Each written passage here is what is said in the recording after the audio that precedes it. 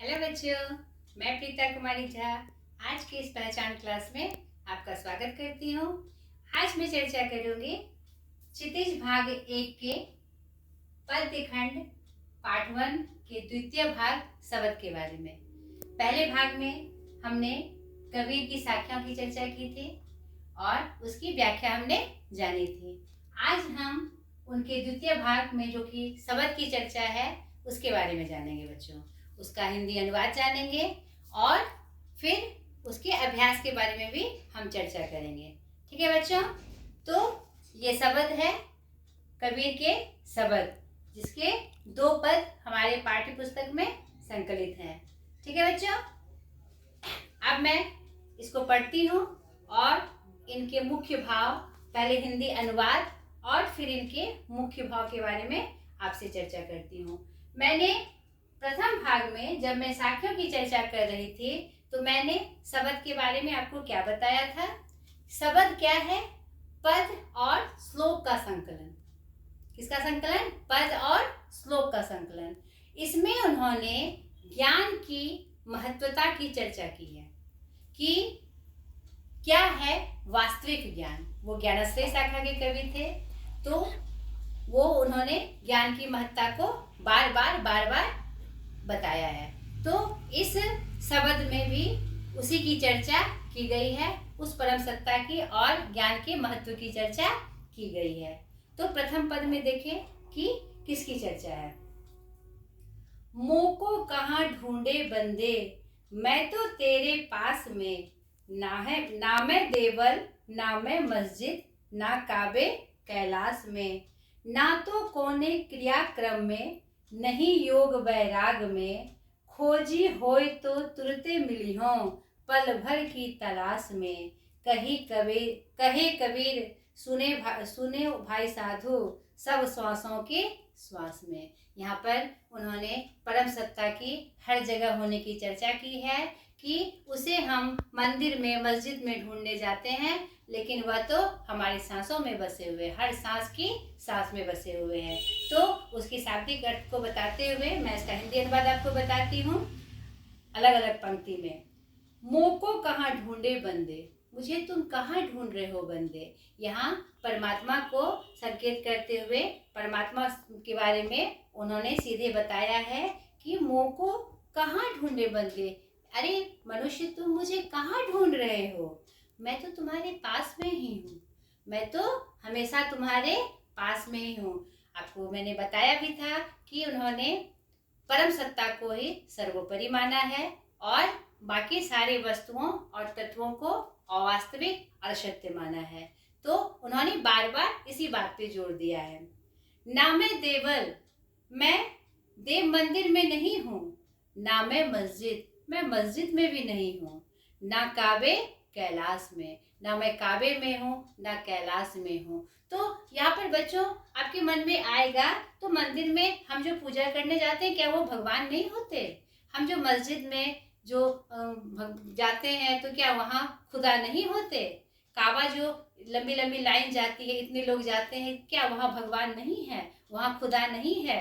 तो यहाँ पर उनका ये तात्पर्य है कि जो परम सत्ता है, संकेत रूप में हम मंदिर में उनका पावन करते हैं, निर्माण करते हैं कि एक स्थान में मिले हमें जहां हम अपनी परम सत्ता की पूजा कर सके।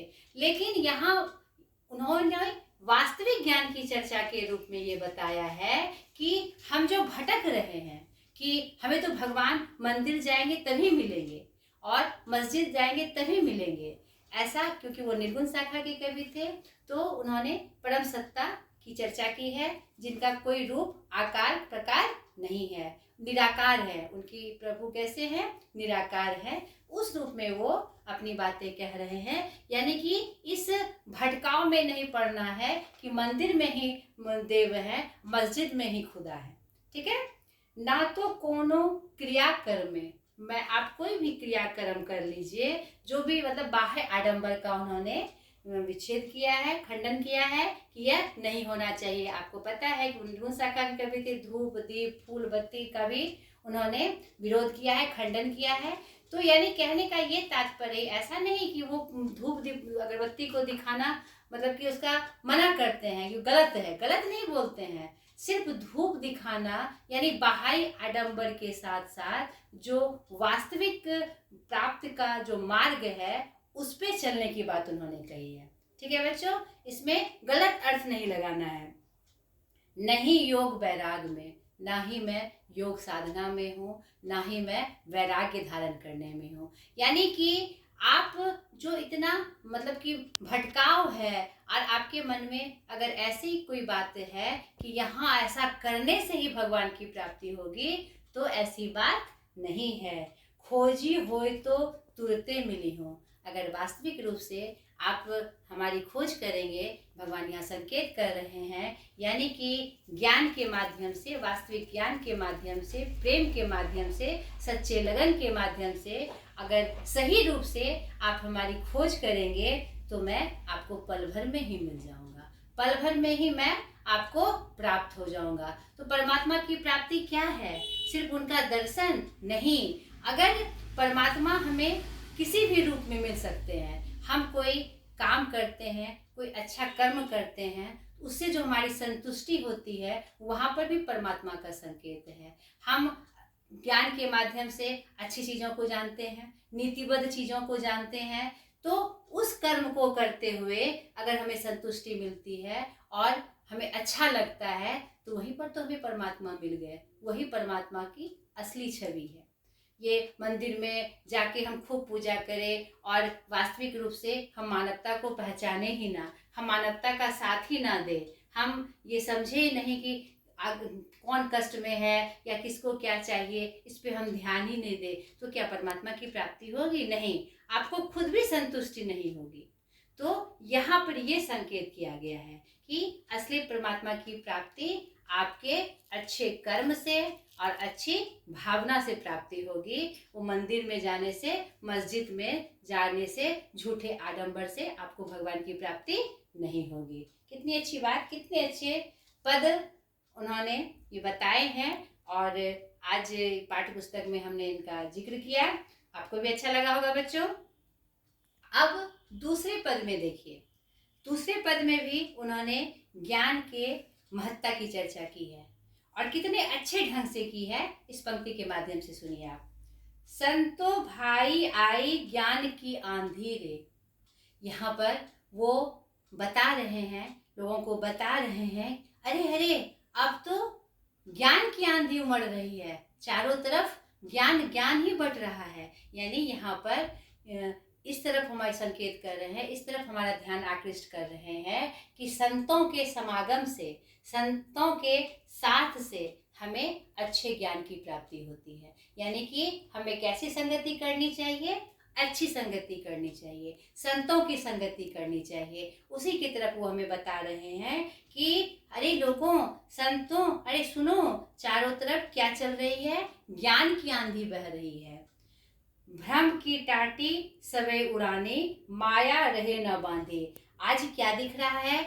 आज जो ज्ञान की प्राप्ति हमें हो रही है, हर तरफ से जो भक्ति काल में, जो भक्ति काल आपको पता है कि उसमें ज्ञान दान की प्रबलता थी और भक्ति का मुख्य क्या था, मार्ग क्या था? भक्ति करना, हर तरह से भक्ति करना, चाहे वो निर्गुण रूप में हो चाहे सगुण रूप में है। उसी तरह वो संकेत करते कहते हैं कि अब भ्रम की टाटी टूट गई है। यानी भ्रम की जो दीवार थी, जो हम भटक रहे थे कि यह राम है, यह रहीम है, ये हमें मंदिर मस्जिद की लड़ाई में जो हम पड़े हुए थे, अब वो धीरे धीरे वो छटा खत्म हो रही है। वो जो भ्रम की दीवार थी वह गिर रही है। अब हमें वास्तविकता का ज्ञान हो रहा है कि यह सब दोनों क्या है? एक ही हैं।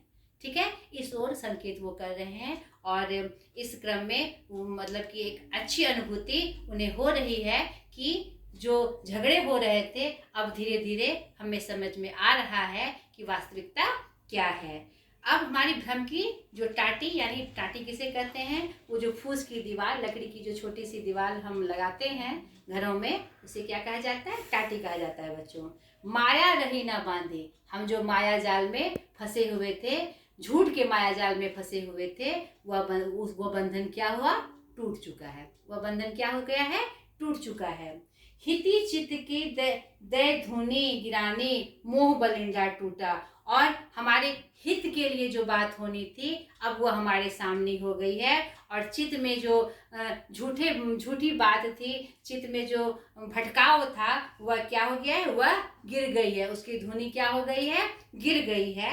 और मोह का जो बलिंडा था, जो बड़ा सा पहाड़ था, वह भी क्या हो गया है, टूट गया है। यानी अब वास्तविकता हमें पता चल रही है, सही ज्ञान का दर्शन हमें हो रहा है। तृष्णा छानी पड़ी घर ऊपरी कुवधि का भांडा फूटा। यानी जो झूठ की तृष्णा थी, झूठ की जो चाहत थी, तृष्णा मतलब चाहत, अनवरत चाहत, किसी चीज के लिए लगातार मतलब कि आशान्वित होना, तृष्णा भरपूर चाहत जो जिसकी प्रति जो होती है, तृष्णा कहते हैं ऐसी चाहत को जो हमारे हितकर नहीं है, हमारे लिए हित नहीं है, झूठा आडंबर है वो। वही कह रहा है तृष्णा जो है, जो ऊपर हमारे ऊपर बंधी हुई थी, वह क्या हो रहा है, अब वो उसका रूप छट रहा है, हट रहा है, और कुबुद्धि का भी भांडा फूट रहा है। हमारे अंदर जो कुबुद्धि थी, जो सही ज्ञान नहीं था, उसका भी भांडा अब फूट रहा है। अब हमें सही गलत की पहचान होने लगी है, जो सच्चाई की सच है उसकी पहचान होने लगी है। किसके माध्यम से, ज्ञान के माध्यम से। यानी चारों तरफ जो ज्ञान की आंधी बह रही है, ज्ञान की प्राप्ति हमें हो रही है, अच्छे लोगों के सत्संग से, अच्छे संतों के सत्संग से, साधु के सत्संग से, या अच्छे लोगों के सत्संग से, उससे ये सब जो भ्रम है, यह सब जो दोष थे हमारे अंदर, वो सारे क्या हो रहे हैं, मिट रहे हैं बच्चों। जोग जुगति करी संतो बांधे निर्चु चुए ना पाने। यह कैसे मिली हमें, यह हमें कैसे प्राप्त हुआ, यह हमने कैसे जाना। यहाँ पर किसने की, संतों ने इसकी जुगति लगाई। जो बड़े बड़े संत थे उन्होंने ज्ञान का पदार्पण किया, उसका प्रचार किया और हमारे मोह को तोड़ा। निर्चु चुए पानी, हर तरह से यहाँ पर जो गलत बातें थी, गलत अज्ञानता जो थी, वह खत्म हो चुकी है। कूड़ कपट काया का निक्सा हरि की गति जब जाने। और हमारे अंदर जो कूड़ा करकट भरा हुआ था, जो कपट की काया थी हमारी, जो हम कपटी थे, निकम्मे थे, किसी काम के नहीं थे, अब हम क्या हुए, अब हम उसके प्रति जागृत हो गए कि क्या करना चाहिए हमें। अब हमने जो कूड़ा करकट था, हमने अपने अंदर का वो साफ कर लिया है। हमारी काया कैसी हो गई है, निर्मल हो गई है। अब और हमें पता ही है, निर्मल मन जो जन मुहि पाहा। आप जानते ही हैं, निर्मल मन, अगर हमारा मन निर्मल रहेगा तभी परमात्मा की और सच्चे ज्ञान की प्राप्ति हम कर सकते हैं। हरि को गति जब जानी, और जब हमें ये सच्चे ज्ञान की, हरि की गति मतलब सच्चे ज्ञान की प्राप्ति जब हमें हो गई, हमने परम सत्ता की जो वास्तविक स्थिति को जान लिया, तो हमें क्या हो गई, वो गति हमें प्राप्त हो गई, उसको हमने पहचान लिया। आंधी पीछे जो जल बूठा प्रेम हरिजन भीना। और ये जो आंधी ज्ञान की चल रही है, उसके मार्ग में जो भी आया वह सब क्या हुआ, हटते चला गया, वह किनारा बनते चला गया, और हम किसमें समाहित हो गए, हरि रस में हम डूब गए। उस परम सत्ता के वास्तविक रूप में हम डूबे हुए हैं, उनके प्रेम में हम डूबे हुए हैं और उनका गुणगान कर रहे हैं। तो हमें पता चल रहा है कि हमारी मुक्ति का सही मार्ग क्या है। ठीक है, कहे कबीर भान के प्रगटे उदित माया तम खीना। कहे कबीर भान के प्रगटे उदित भयातम खीना। यानी कि भानु के प्रकट होने से, किस भानु के, भानु यहाँ सूर्य के प्रतीक हैं, यानी ज्ञान रूपी सूर्य जब प्रकट हो गए, तो जब वो उनका उदय हो गया, तो क्या हुआ, तम यानी अंधेरा, अंधेरा क्या हुआ, छट गया, और हमें वास्तविक छवि की जो हमारे सामने थी वह प्रकट हो गई। कितनी अच्छी बातें सेकंड जो द्वितीय पद में कही गई है बच्चों, शब्द के माध्यम से। आपको नहीं लगती कि आज के समय में भी ये प्रासंगिक है? आज भी हमें आवश्यकता है कि सही गलत की पहचान करने की। इस सही गलत का जब हमें वास्तविक पहचान हमारे अंदर नहीं होती है, तो हमारे साथ कुछ गलत हो जाता है और हम बाद में पछताते हैं ना बच्चों। तो आज भी हमें हर समय हर जगह हमें गलत और सही की पहचान करनी है। यानी ज्ञान की आंधी, यानी इस शब्द का, इस पद का हमारे मतलब कि मुख्य भाव क्या था कि आज के भी समय में कबीर दास जी भक्ति काल के कवि थे, इतने दिनों के बाद भी उनके पद हमारे लिए सारग्रही हैं कि आज भी हमें ये पहचान करनी है कि क्या गलत है और क्या सही है, तभी हमें वास्तविक रूप से अपने सही लक्ष्य की प्राप्ति हो सकती है, चाहे हम किसी भी लक्ष्य की प्राप्ति के लिए आगे बढ़े। नहीं, विद्यार्थी हैं तो हमारा लक्ष्य क्या होता है? पढ़ाई। हम नौकरी पेशा है, नौकरी करने की इच्छा है, तो हमारा लक्ष्य क्या होता है? नौकरी को पाना। यानी कहने का मतलब है कि सही गलत के पहचान से ही हम सही लक्ष्य की प्राप्ति कर सकते हैं। तो जहां हमें सही ज्ञान मिले, हमें उसकी पहचान करनी है। नहीं, जो ज्ञान की आंधी बट रही है, वास्तविक ज्ञान की कहाँ हमें प्राप्ति होगी, हमें हमेशा इसके लिए उत्साहित रहना है, हमें जानना है। ठीक है बच्चों?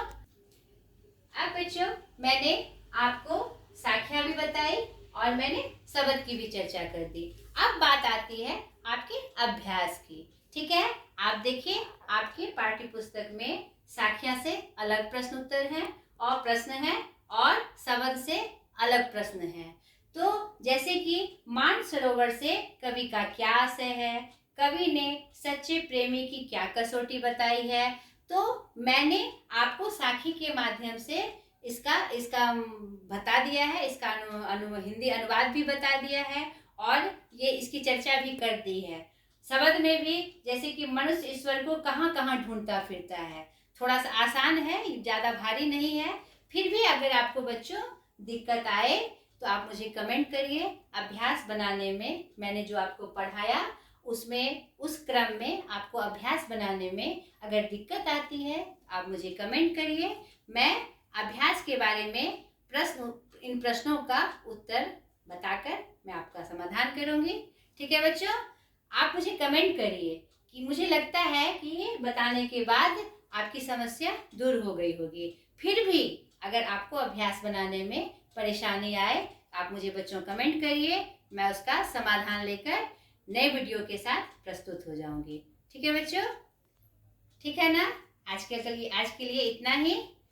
मैं आपसे पुनः कहती हूँ कि आप मुझे सपोर्ट करिए और इस पहचान क्लास में मुझे एक नई पहचान दिलाइए, मेरे प्रयास को आगे बढ़ाइए। मुझे आपके सहयोग की बहुत आवश्यकता है, तो मेरे चैनल को सब्सक्राइब करिए, शेयर करिए। ठीक है? Bye bye.